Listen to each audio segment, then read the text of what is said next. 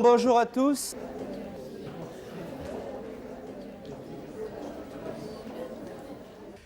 Aujourd'hui, nous allons commencer à étudier ensemble une méthode dite traditionnelle de français langue étrangère.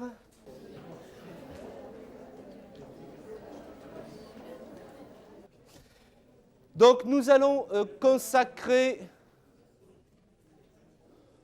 2 heures à l'étude de cette méthode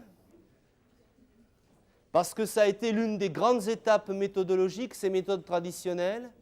D'autant que j'ai choisi volontairement une méthode qui a d'abord été très célèbre et très répandue, d'autre part qui, vous allez le voir, a commencé à amorcer la transition vers les méthodes modernes.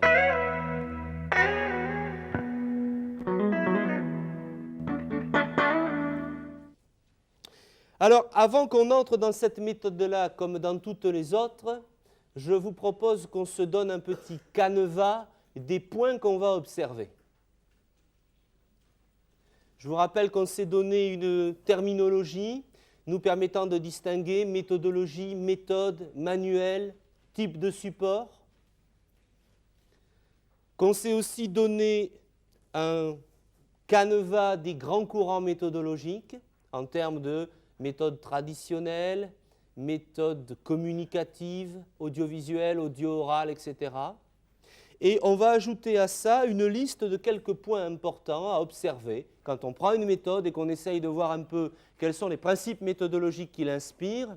Évidemment, l'idéal, c'est de la voir utilisée par des enseignants qui la connaissent bien, mais en regardant certaines caractéristiques, on peut assez rapidement se faire une idée. Alors, les points qu'on va voir ensemble à chaque fois sont, et ils ne sont pas anecdotiques, ils sont toujours révélateurs du choix méthodologique.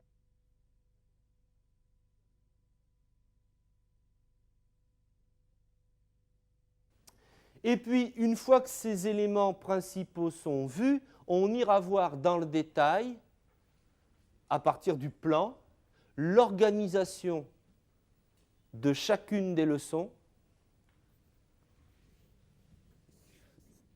Alors, je dis leçon parce que là, on est avec une méthode traditionnelle. Dans les méthodes modernes, vous savez qu'on appelle ça plutôt une unité. C'est le jargon des enseignants de langue. Dans les méthodes de langue, il y a unité 1, unité 2 et non pas leçon 1 ou chapitre 1.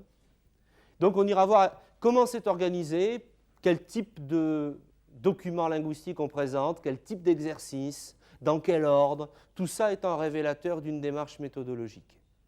Et puis, selon les méthodes, on aura à observer plutôt les illustrations, plutôt le texte, plutôt des annexes. Il y a des méthodes qui ont beaucoup d'annexes, d'autres qui en ont peu. On s'adaptera au coup par coup. Le but de tout ça est donc de dégager les choix méthodologiques fondamentaux de la méthode, en ce qui nous concerne principalement des choix didactiques, c'est-à-dire de sélection et d'organisation du contenu, mais évidemment, c'est en lien direct avec les choix pédagogiques. Le comment on enseigne influence évidemment le qu'est-ce qu'on enseigne. Donc notre objectif, c'est de dégager les principes méthodologiques et, enfin, ça va s'arrêter là, ne vous inquiétez pas, d'essayer d'en comprendre les sous-bassements théoriques. Si vous voulez, le pourquoi, les justifications. Pourquoi est-ce qu'on fait ces choix-là? Ces choix méthodologiques-là. Il y a des théories de la langue, des théories de l'enseignement qui sont sous-jacents à cet ensemble, de façon plus ou moins explicite. Donc voilà ce qu'on essaiera de voir à chaque fois. Eh bien, on va appliquer ça à ce qu'on a sous les yeux.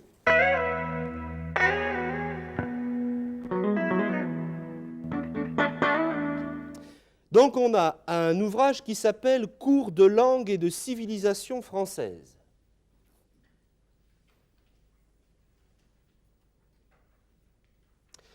Pour les étudiants de tout pays, ouvrage couronné par l'Académie française. Voilà son titre. Et c'est le volume 1, puisque c'est une méthode à plusieurs niveaux. Alors, remarque sur le titre. Bon, évidemment, il est daté. D'abord, le fait qu'on appelle ça un cours Hein, qu'un document écrit s'appelle un cours, c'est quelque chose qu'on ne dit plus aujourd'hui, qu'on disait beaucoup à l'époque.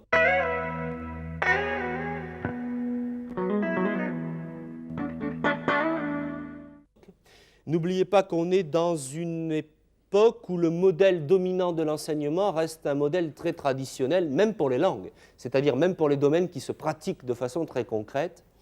Modèle traditionnel de type l'enseignant transmet du savoir à l'enseigné. Et c'est par cette transmission que le savoir se construit. Il n'y a pas du tout, à l'époque encore, enfin il y avait des novateurs, mais ils restaient très marginaux. Freinet, il était déjà là depuis longtemps, hein, Célestin. Mais on n'était pas du tout dans l'idée que c'est par l'expérimentation active que les apprentissages de base sont réalisés. On restait encore dans une vision, si vous voulez, très magistrale de l'enseignement, y compris pour des acquisitions concrètes de débutants, ce qui aujourd'hui paraît un peu paradoxal et ne se fait plus. Alors, cours donc de langue et de civilisation française, vous aurez remarqué le mot civilisation, évidemment, qui est doublement connoté, d'une part parce qu'il indique que déjà à l'époque, on savait qu'on ne pouvait pas enseigner une langue sans enseigner le contexte culturel où on la pratiquait. Seulement, évidemment, ça s'appelle civilisation. Deuxième connotation, c'est l'idée qu'il y a, qui était courante à l'époque, qui aujourd'hui nous choquerait sans doute, des peuples civilisés et des peuples qui ne le sont pas, et donc que certains vont apporter la civilisation à d'autres. Je vous rappelle qu'à cette époque, alors la date vous l'avez, 1953, la France était encore un grand empire colonial. Et qu'on pouvait, et c'est d'ailleurs ce qui s'est fait, utiliser largement cette méthode pour enseigner le français aux indigènes, comme on disait à l'époque. Et donc on allait leur enseigner en même temps la civilisation, puisque la mission de la puissance coloniale était évidemment de civiliser des peuplades sauvages ou primitives. C'était pensé, pas totalement exclusivement, mais c'était largement pensé comme ça à l'époque par une bonne partie de la population qui n'y voyait pas malice en plus. C'est-à-dire, nous, aujourd'hui, ça nous choque comme une démarche intellectuelle, politique, etc., même éducative, idéologiquement très orientée, alors qu'à l'époque, ça ne choquait pas du tout. La plupart des gens considéraient que c'était normal. Un certain nombre d'idées, de principes humains de base qu'on a tous ou presque adoptés aujourd'hui n'étaient pas répandus à l'époque. Je dis ça pour que vous ne commettiez pas cette erreur qu'on pourrait tous commettre de jeter la pierre a priori, mais de façon anachronique, sur, par exemple, l'auteur de cette méthode en disant c'est un vieux réac colonialiste et raciste. Vu d'aujourd'hui, ça pourrait paraître comme ça, évidemment, mais à l'époque, ce n'était pas le cas. Hein. Il avait peut-être les meilleures intentions du monde, cet homme-là. Alors, c'est pour les étudiants de tout pays. Ça veut donc dire qu'on est dans une démarche méthodologique où on considère qu'on peut enseigner la langue de la même façon à tout le monde, quelle que soit leur langue d'origine, leur culture d'origine, leurs objectifs spécifiques, leur âge, leur niveau d'éducation, etc. Donc on est dans un enseignement relativement universaliste de la langue et de la culture. Ce qui sera remis en question, mais beaucoup plus tard. Hein. C'est assez récemment qu'on s'est rendu compte qu'après tout, ça pouvait être une bonne chose de proposer des méthodes adaptées à des publics différents.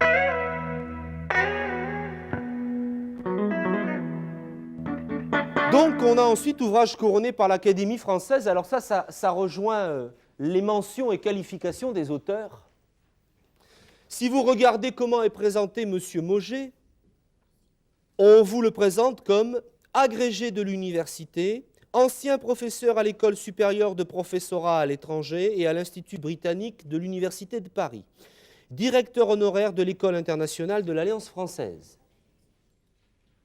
Et en plus d'être couronné par l'Académie française, cet ouvrage est publié dans une collection qui, vous le voyez en haut de la couverture, est patronnée par l'Alliance française. C'est une association au départ, dont le siège est à Paris, boulevard Raspail, encore aujourd'hui, qui a dû fêter son centenaire il n'y a pas très longtemps, et qui a pour mission de diffuser la langue et la culture française dans le monde. Son principe est d'implanter des écoles, mais qui s'appellent Alliance française, un peu partout sur Terre. Vous savez que le dispositif, le réseau d'enseignement du français dans le monde est le plus développé du monde. Et l'Alliance française y contribue. Il y a beaucoup plus de diffusion du français dans le monde via des institutions qu'il n'y en a par exemple de l'anglais ou qu'est-ce qu'on pourrait prendre comme langue éventuellement concurrente de l'espagnol. Il y a un réseau énorme, en grande partie un réseau d'État, mais aussi un réseau associatif d'enseignement du français dans le monde. Alors, les alliances françaises sont des écoles qui sont fondées localement, qui prétendent, et je vous le dis en connaissance de cause puisque j'ai travaillé dans l'une d'entre elles, qui prétendent être des associations locales, financées localement et, si vous voulez, qui prétendent émaner d'une vraie demande de la population. Officiellement, les alliances locales sont totalement indépendantes de l'Alliance centrale de Paris et des autres alliances françaises, des réseaux.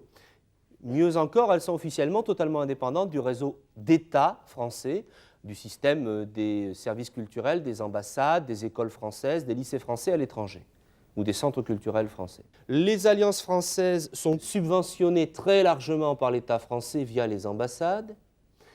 Elles sont toutes, ou presque toutes, dirigées par des fonctionnaires français détachés à l'étranger et elles ont pour une bonne partie comme enseignants des enseignants français, eux aussi détachés. Il y a des locaux, mais il y en a des proportions variables, en général minoritaires.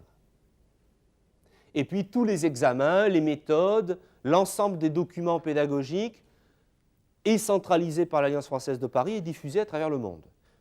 Quand vous êtes dans une alliance française, vous voulez faire passer des examens de français pour que vos étudiants ou vos élèves, selon leur âge, aient un diplôme qui puisse se faire valoir, ne serait-ce que sur le marché du travail dans leur pays, les épreuves vous sont envoyées sous pli scellé par l'Alliance française de Paris via l'ambassade dans la valise diplomatique.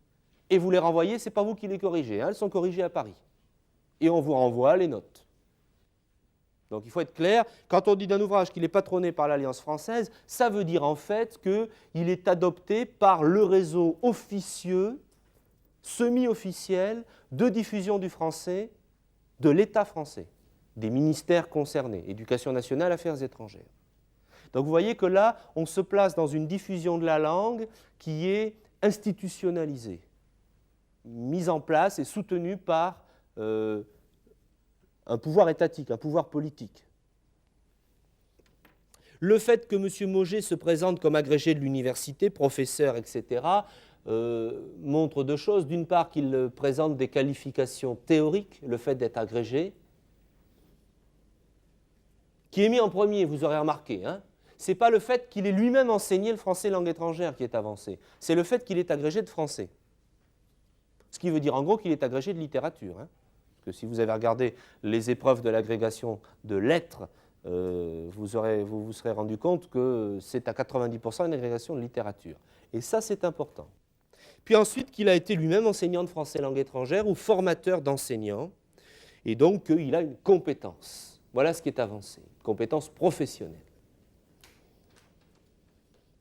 Alors, je ne résiste pas à passer aussitôt, on y reviendra, à l'image que vous avez sur la gauche, parce qu'elle est vraiment le symbole de la vision qu'on avait à l'époque de la diffusion du français.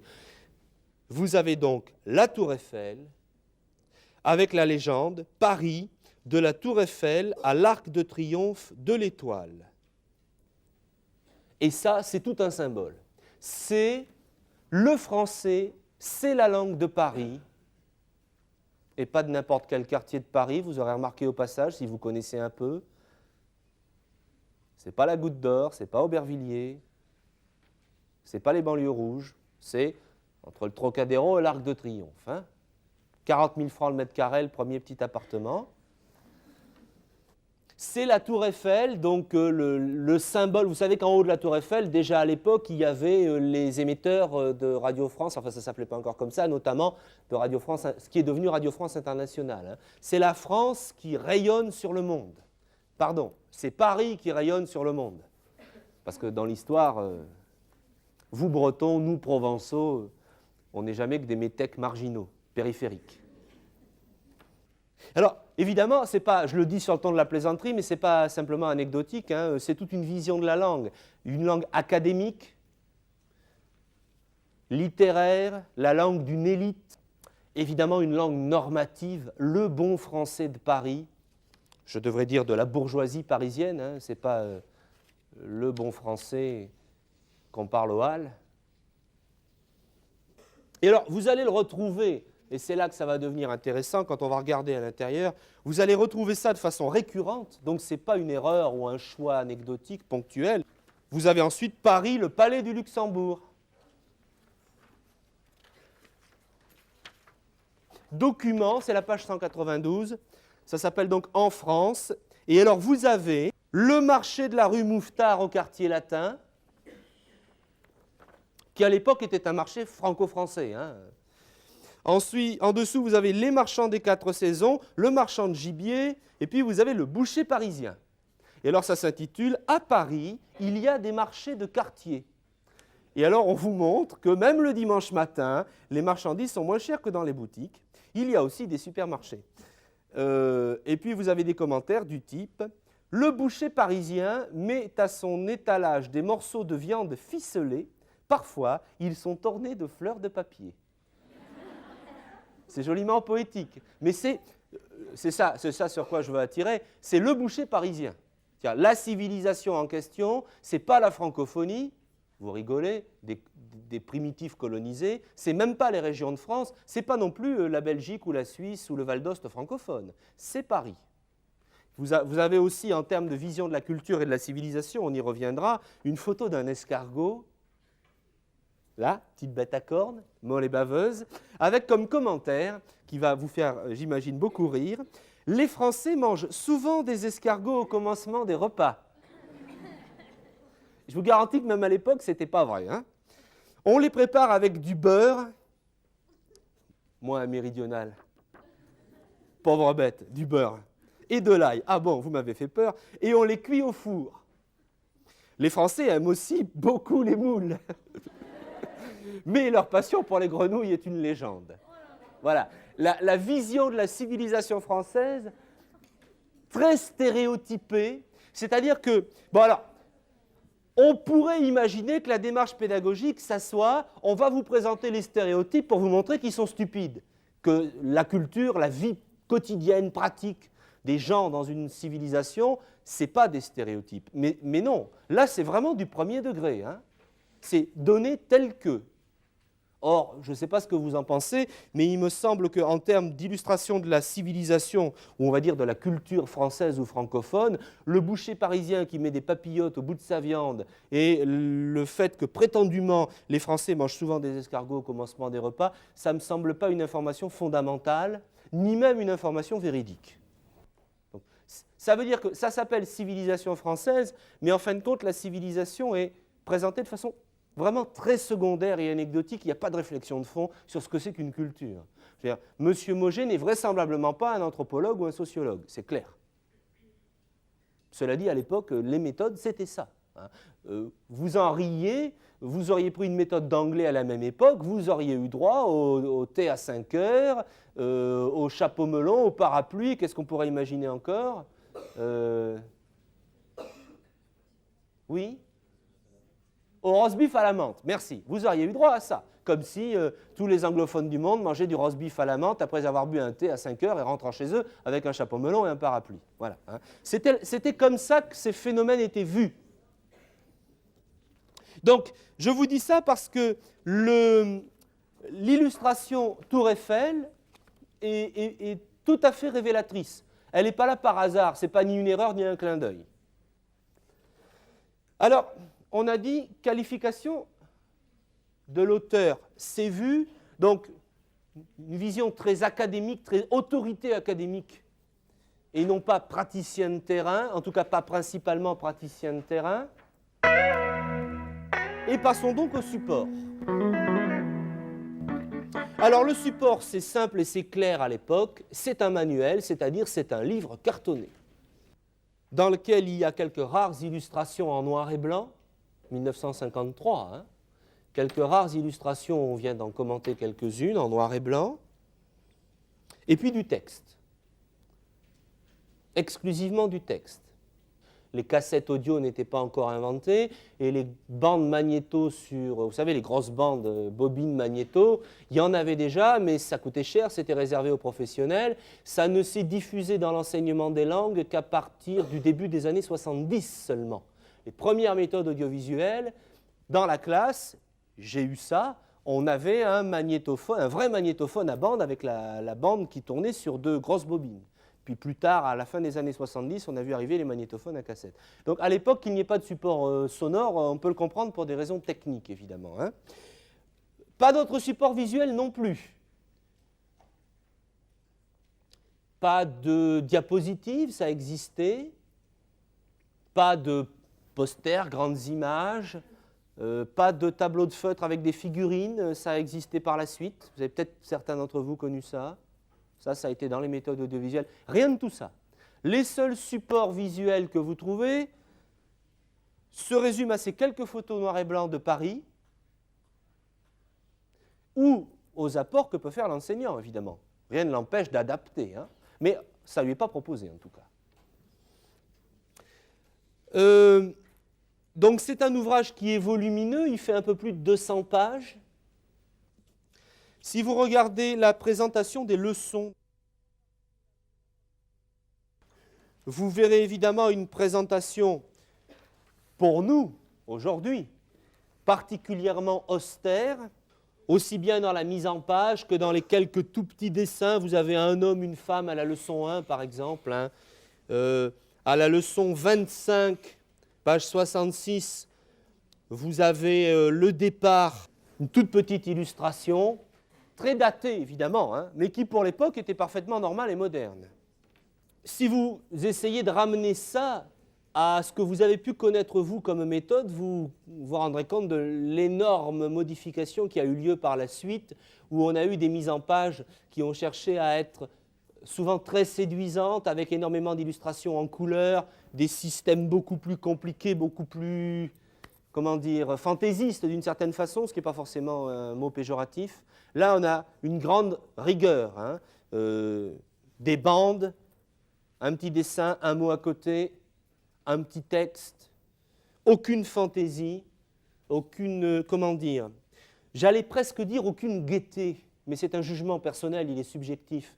Mais c'est ce qui me frappe quand je regarde les manuels qu'ont aujourd'hui, par exemple, les enfants dans les collèges. On voit qu'on fait tout pour essayer de leur plaire, peut-être trop. D'ailleurs, on sacrifie peut-être aujourd'hui trop le contenu à la forme. Mais quand même, on voit que ça essaye de plaire. C'est plaisant. Il y a des tas de dessins, y compris des personnages rigolos, des couleurs, des choses qui, comment dire, leur parlent de leur vie quotidienne. Alors que quand vous regardez ça, vous avez vraiment l'impression de quelque chose de tristouné. Hein. Ça n'engendre pas particulièrement la joie de vivre, il me semble. Hein, c'est une vision de l'enseignement qui est, je crois, austère est le mot. Alors, ça aussi c'est un choix. Ce n'est pas simplement parce que c'était la mode à l'époque. Il y avait aussi possibilité de demander à un auteur de bande dessinée de faire des dessins rigolos, ça existait, hein. On ne le faisait pas. Parce que là aussi, on est, alors c'est plutôt du côté de la pédagogie, on est dans une vision des choses où on ne peut apprendre qu'en étant sérieux, au sens le plus fort du terme. L'apprentissage, l'enseignement, c'est quelque chose de sérieux, de rigoureux. L'idée que le plaisir, l'intérêt, la gaieté, la joie, le rire puissent être pédagogiquement exploités, exploitables pour favoriser les apprentissages, à l'époque, on n'y croit pas trop. Hein. Tout le monde en blouse grise, c'est ça dans les écoles. Tout le monde coiffé pareil, tout le monde en rang, et ça ne dépassait pas d'un quart de poil, croyez-moi. Et un enseignement le plus sérieux possible. L'idée de divertissement était prise au sens étymologique du terme. C'est-à-dire que ça allait divertir, faire sortir du chemin, faire penser à autre chose les apprenants. Alors si vous comparez avec les méthodes qui vont avoir jour après, vous vous rendrez compte qu'on a considérablement évolué aussi dans cette conception de la pédagogie.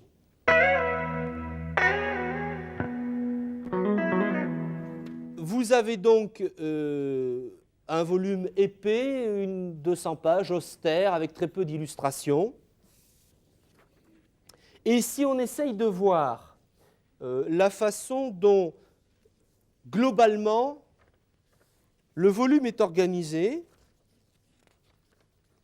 on se rend compte qu'on a à chaque fois, alors si on prend le plan en entier, 3 ou 4 leçons suivies d'exercices de révision, et ça s'appelle de variétés. Alors c'est dans les variétés qu'on trouve notre boucher parisien et nos escargots d'avant les repas. Hein. Ça s'appelle leçon 1, leçon 2, leçon 3, leçon 4. À chaque fois, il y en a comme ça 65 leçons qui sont classées en premier degré, deuxième degré. Et alors, ce qui est absolument énorme, c'est les intitulés. Voilà ce que ça donne. Leçon 1, 1, 1, C. Leçon 2, 1, D, ce sont. Leçon 3, le, la, les, l, apostrophe. Leçon 4, l'accord de l'adjectif qualificatif. Je continue. Leçon 5, j'ai. Leçon 7, je ne suis pas, suis-je? Je prends d'autres exemples. Leçon 15, les 3 groupes de verbes. Leçon 16, le passé composé de l'indicatif. Leçon 19, l'article partitif. Leçon 32, le féminin des adjectifs qualificatifs. Et on termine par exemple avec leçon 61, le participe présent et le conditionnel présent. C'est-à-dire que ce qui organise la progression de l'enseignement, c'est des chapitres de grammaire traditionnelle. On est typiquement, là c'est manifeste, ça saute aux yeux, dans un enseignement grammatical de la langue. Ce que les gens doivent apprendre, c'est des règles de grammaire.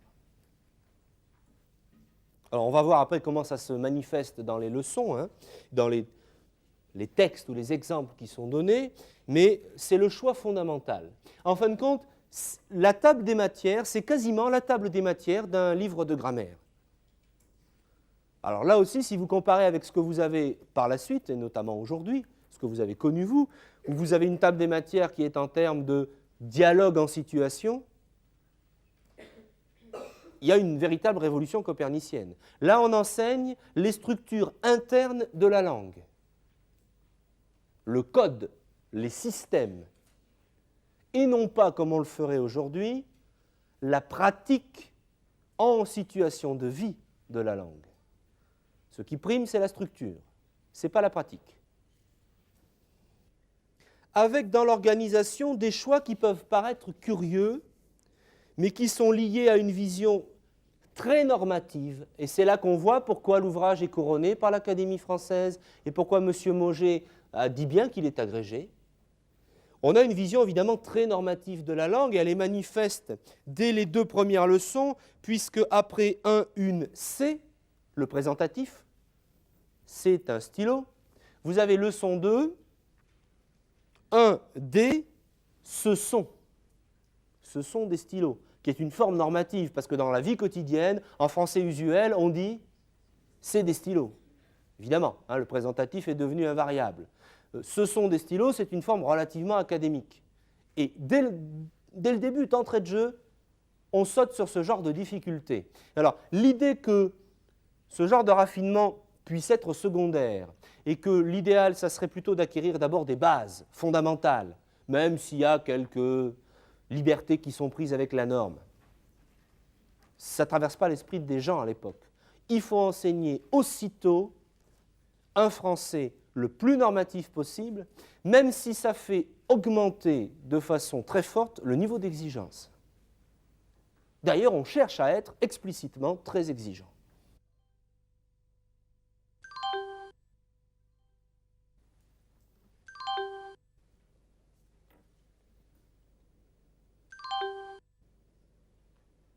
Donc, comment dire, il n'y a pas une progression organisée en termes d'utilité communicative, ce qui serait aujourd'hui le cas, ni même en termes de sélection des structures de base. Même pas.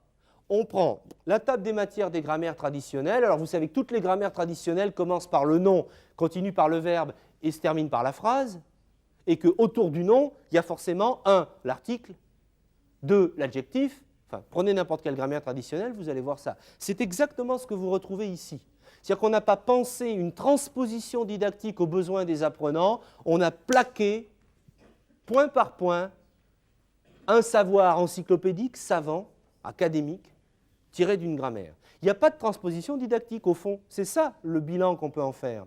Cette opération qui nous occupe, nous ici, qu'on appelle la transposition didactique, qui consiste à sélectionner les contenus, à les réorganiser, à les présenter autrement pour qu'ils soient adaptés à l'apprentissage, là, elle n'a pas lieu du tout. C'est un manuel de grammaire qui a simplement des illustrations destinées à des apprenants langue étrangère, entre guillemets. C'est tout. Alors bon, il y a quelques petits conseils qui sont donnés, on va le voir dans l'avant-propos, pour essayer de rendre ça un peu plus souple, un peu plus vivant, mais bon, fondamentalement, la structure de l'ouvrage, c'est ça. C'est un enseignement de la grammaire du français. Normatif, sans aucune transposition didactique. D'ailleurs, à la fin, vous avez en annexe les tableaux de grammaire, page 209, un appendice qui s'intitule le subjonctif présent, un index des termes grammaticaux et enfin un lexique. Lexique volumineux puisqu'il fait une vingtaine de pages. Vous voyez que c'est imprimé relativement petit, donc il y a un lexique assez important. Vraisemblablement, l'ensemble du vocabulaire utilisé dans les leçons. Donc, vous voyez déjà que rien qu'en regardant les informations globales, sans entrer dans le détail d'une leçon, de l'avant-propos, des exercices, on sait déjà à quelle méthodologie on a affaire. C'est clair, c'est manifestement et sans aucune erreur possible le type même de la méthode traditionnelle grammaticale.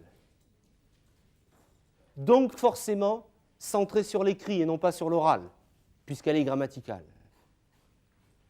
Et quand on va regarder les leçons, on va le voir.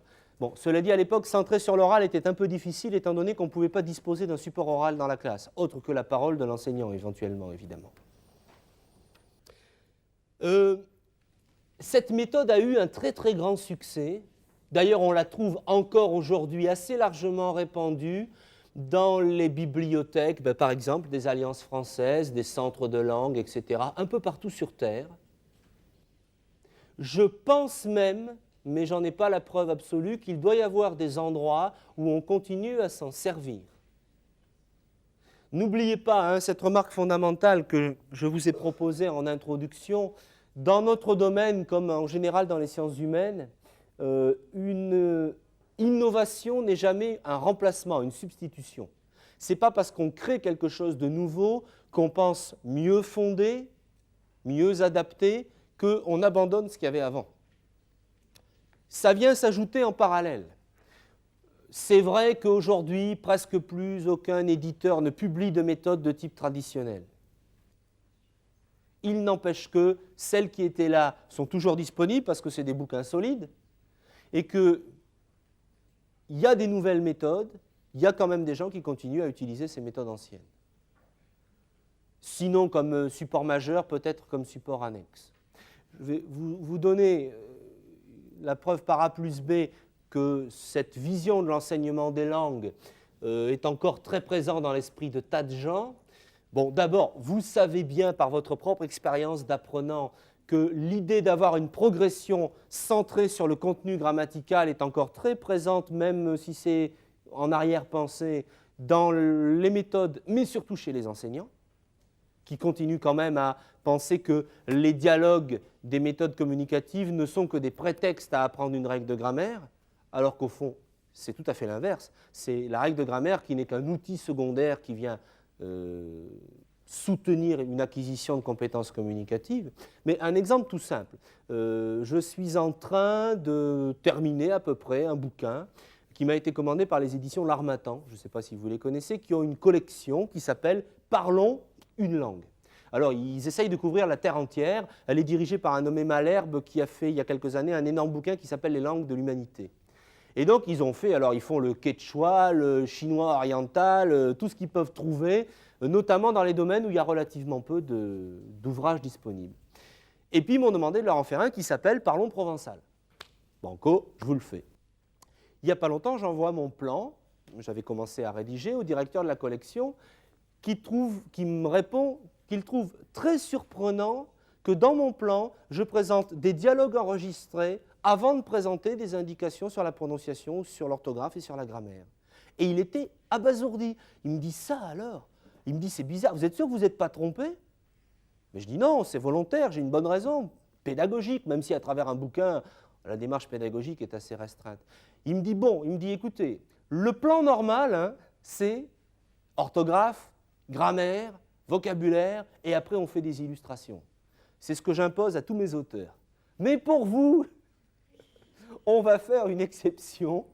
J'ai dû bien argumenter ma marchandise, mais le fait même que ça soit une exception, dans un ouvrage, dans une collection publiée à la fin du XXe siècle, destinée à présenter des langues et à en apprendre les rudiments, y compris des langues rares, à un public lambda, grand public pas forcément qualifié, ça prouve que dans la tête des gens, même de spécialistes, puisque cette personne pose quand même des tas de questions dans le domaine, dans la tête des gens, ce genre de démarche où on croit qu'il faut d'abord connaître la mécanique pour pouvoir se servir de l'objet, ça reste encore très très présent. Et l'idée, qui évidemment de nos jours est très répandue chez les auteurs de méthodes et chez les didacticiens, que c'est par la pratique qu'on découvre le système, ça c'est une idée qui reste concurrencée par cette approche traditionnelle, ancienne, dont vous voyez qu'elle est encore bien vivante. Mais discutez avec les gens autour de vous, je pense que vous ne serez pas surpris d'entendre ce genre de vision-là des phénomènes d'enseignement des langues. Je vous dis ça un peu pour relativiser l'analyse, somme toute assez négative, qu'on peut faire de cette organisation de la méthode, parce que ça prouve que, d'abord, ce n'est pas un uluberlu, le Mauger en question, il avait toutes les raisons de faire ça comme ça à son époque, et même encore aujourd'hui, son idée est largement acceptée par beaucoup de gens, ce qui prouve qu'elle peut se comprendre en théorie. Dans les faits, tous les professionnels de l'enseignement des langues sont aujourd'hui convaincus qu'elle ne marche pas. Et que, comme je vous l'ai déjà dit, je garderai toujours cette image, quelqu'un qui vient apprendre à conduire, il ne vient pas apprendre la mécanique automobile. Quelqu'un qui vient apprendre à communiquer en langue, il ne vient pas apprendre les règles de grammaire. Alors que les règles de grammaire puissent l'aider, oui, mais secondairement et en annexe. Qu'elles soient l'objet central, non, c'est clair. Cela dit, il y a des tas de gens qui continuent à penser qu'il faut d'abord savoir comment ça marche pour s'en servir, qui sont formés à cette vision-là des phénomènes et des apprentissages, ce qui prouve que M.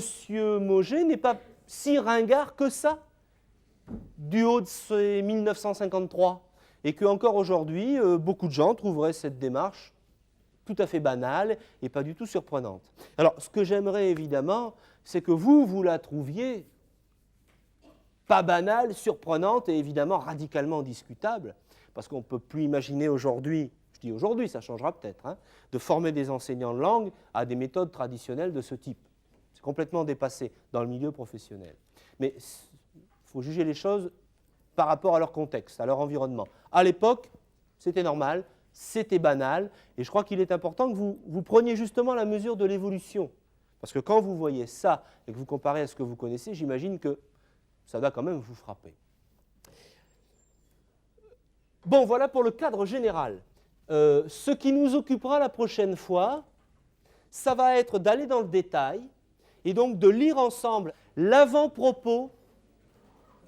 Il y a notamment une petite page qui est fabuleuse qui s'appelle « Pour l'adaptation de nos leçons à la classe vivante ».